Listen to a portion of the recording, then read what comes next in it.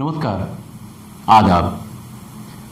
अगर आप हमारे चैनल पर नए हैं तो YouTube पर जाकर भारत शक्ति समाचार सब्सक्राइब करें, शेयर करें और ये ज़रूर बताएं कि ये वीडियो आपको कैसा लगा। इसलिए कमेंट बॉक्स में जाकर कमेंट भी करें। आइए बात करते हैं हमारा जो पड़ोसी देश है। फिलहाल चर्चे में देश के जितने पड़ोसी हैं कहीं ना कहीं सब चर्चे में ही रहते हैं। श्रीलंका भारत के नक्शे के ठीक नीचे छोटा सा एक निशान देखने को मिलता है। ऐसा लगता है कि भारत में ये निशान लटका हुआ है और ये वही श्रीलंका है जिसे 1972 से पहले सीलोन कहा जाता। श्रीलंका के इतिहास में जाएं तो रावण की लंका भी ये माना जाता है। रावण के दौर में कभी ये सोने की लंका भी कहा जाता था, जैसे हमारा देश भारत किसी दौर में सोने की चिड़िया कहा जाता था।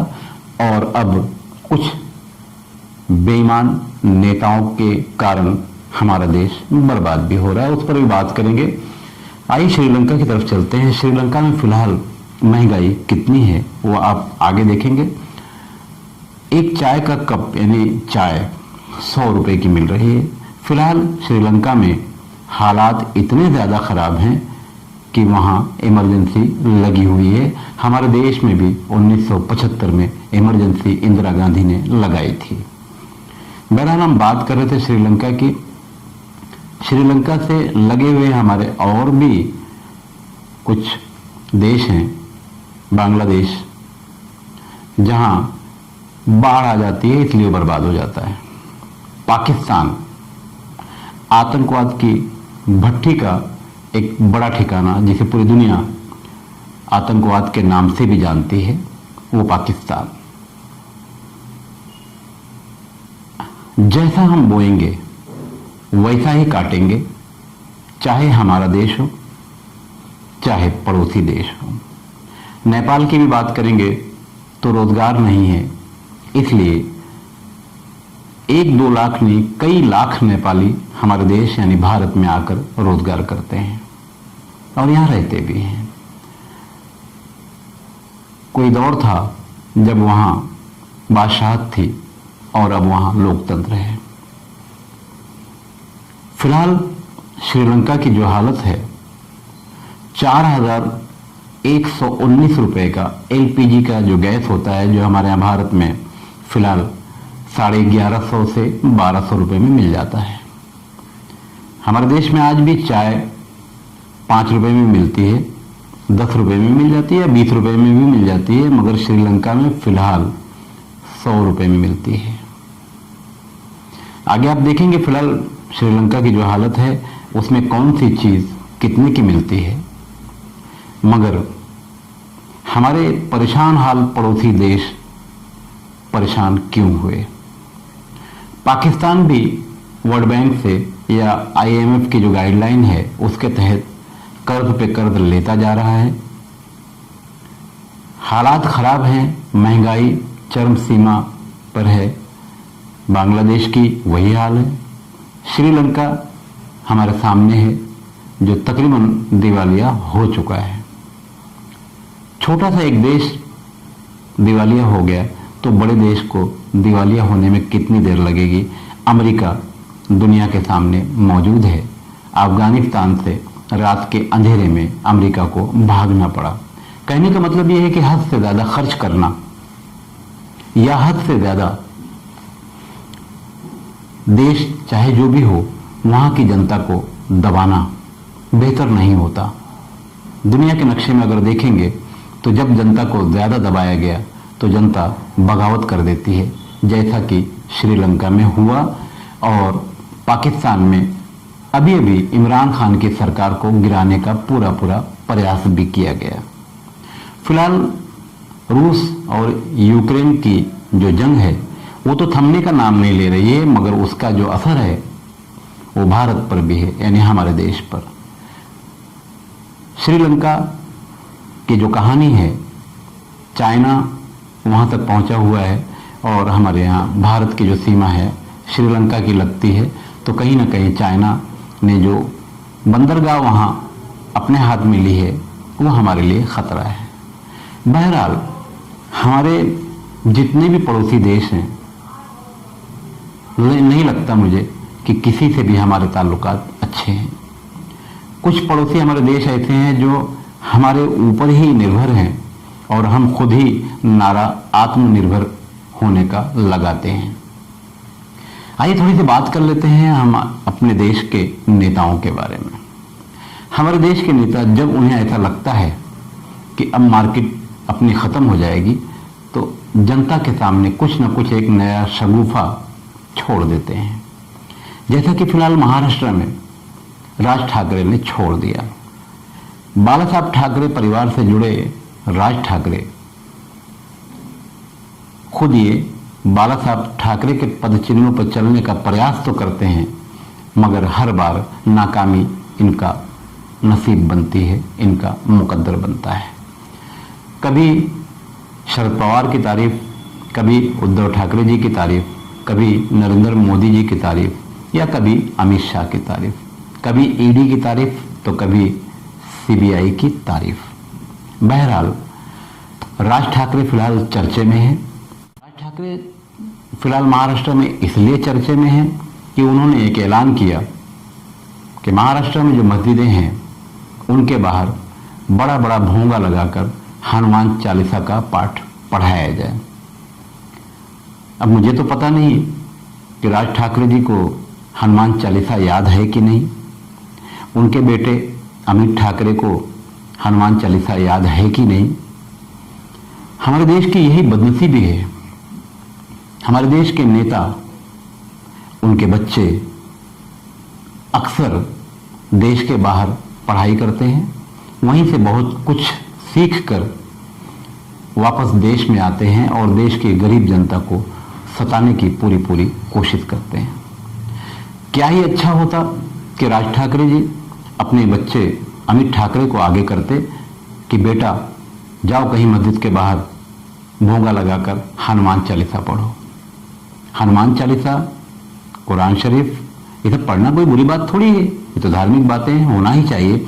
मगर समझ में यही नहीं आता कि हमारे देश के नेता गरीब जनता को क्यों इस तरह के फरमान जारी कर देते हैं। उसका नतीजा देश की जनता को भुगतना पड़ता है। देश की हालत वैसे भी तो अच्छी नहीं है, पड़ोसी देशों की हालत अच्छी नहीं है तो क्या हमारी हालत अच्छी है? हमारे यहां भी तो महंगाई आसमान को छू रही है। देश के प्रधानमंत्री महंगाई पर बात करने को तैयार नहीं है और देश को राम राज बनाने की तैयारी है। तो राम राज क्या इस तरह से बनेगा? जनता को लूट लिया जाए महंगाई के नाम पर, जनता के हित की बातें न की जाए, जनता को सिर्फ और सिर्फ लड़ाने की बात की जा रही है हमारे देश में। और जनता लड़ी तो क्या लगता है नेताओं की कुर्सी सही सलामत रहेगी?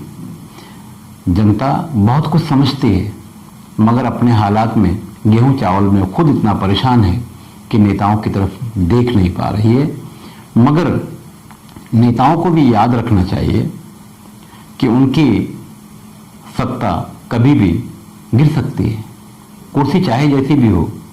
जब जनता उनका साथ छोड़ देगी तब वो अकेले क्या भुट्टा भूजेंगे। आज श्रीलंका की हालत को देखिए। श्रीलंका में इमरजेंसी इसलिए लगानी पड़ी कि जनता उठकर खड़ी हो गई महंगाई के खिलाफ।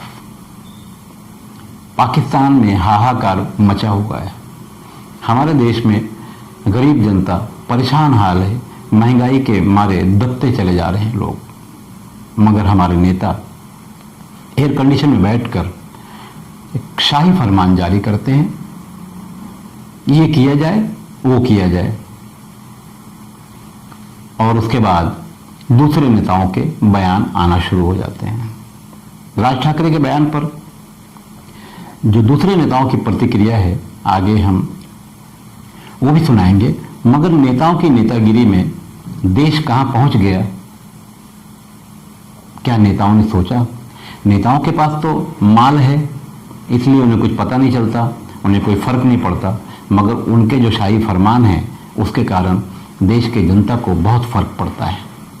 ये तो भला हो कि देश में ईडी जैसी संस्थाएं भी मौजूद हैं जो इन नेताओं के डकैती के जो माल हैं वो उनसे वापस छीन कर सरकार के खजाने में भी डालती हैं।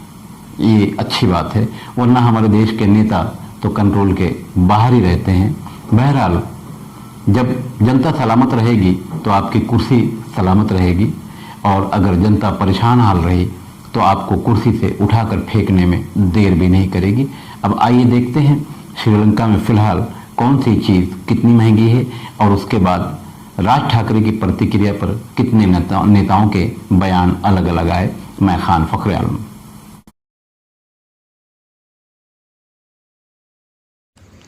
श्रीलंका में पेट्रोल की कीमत 303 रुपये लीटर। डीजल श्रीलंका में अब बचा नहीं। अंडा 100 रुपये में 30 नंग यानी 30 पीस। दूध पाउडर का डब्बा 1975 रुपये किलो, और आलू 200 रुपये किलो। चावल श्रीलंका में 500 रुपये किलो। दवाइयाँ जो रेट है, रेट से 30% अधिक में। लिखने के लिए लगने वाले जो कागज़ हैं वो श्रीलंका में मौजूद नहीं।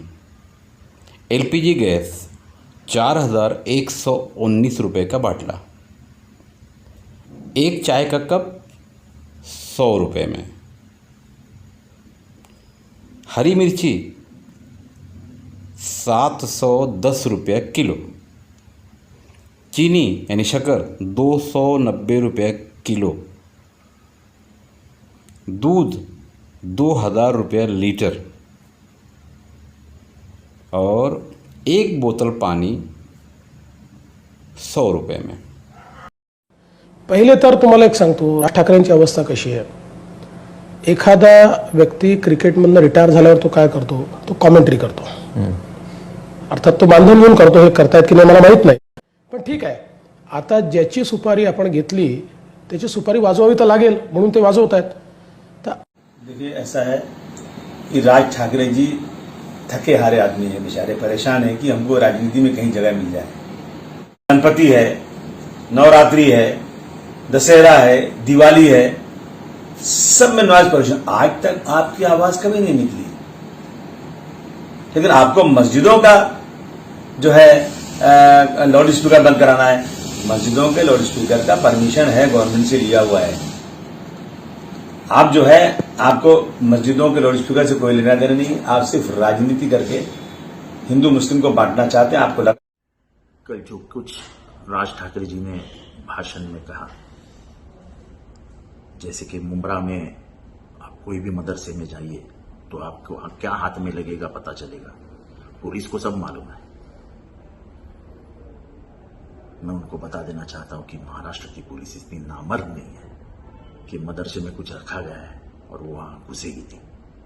लेकिन मैं राज ठाकरे को खुला आह्वान देना चाहता हूं, चैलेंज देना चाहता हूं कि आप महाराष्ट्र में किसी भी मदरसे में जाइए, 24 घंटे में किसी भी वक्त पहुंचिए और वहां दाढ़ी करने का उस्तरा निकाल के दिखाइए। त्या मिनारीवर चढण्यासाठी ज्या मुलाची निवड करायची आहे ना, तो मुलगा राज ठाकरेचा मुलगा असला पाहिजे, राज ठाकरेचा मुलगा। तर तो लोक म्हणतील हा हा राज ठाकरे खरा आहे, बोले तैसा चाले त्याची वंदावे पाऊले।